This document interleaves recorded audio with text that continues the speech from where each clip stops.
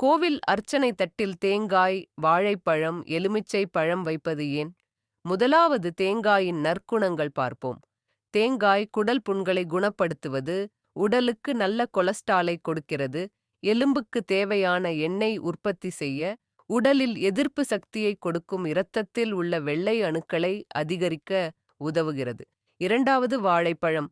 இது புற்று நோயை கூட குணப்படுத்தும், வயிற்றில் உள்ள தேவையில்லாத கழிவுகளை வெளியேற்றும், உடலுக்கு உடனடி ஆற்றலை கொடுக்கும்.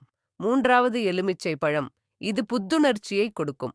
சுடுதண்ணீரில் சிறிது எலுமிச்சையை பிழிந்து குடிக்க உடலில் கழிவுகள் வெளியேறும், கொலஸ்டிரால் குறையும். நான்காவது வெற்றிலை. இது உடலில் இரத்த ஓட்டத்தை அதிகரிக்கும், வைரஸ் தடுக்கக்கூடியது. சாப்பிட்ட பின் வெற்றிலை பாக்கு போடும்போது சளி, இருமல் மற்றும் வைரஸ் குணமாகும். இதையும் நாம் மறந்துவிட்டோம். ஐந்தாவது மஞ்சள். இது உடலில் உள்ள புண்களை குணப்படுத்தும், உடம்பிற்கு கெடுதல் ஏற்படுத்தும் செல்களை அழிக்கும், புற்றுநோய் செல்களை தடுக்கும்.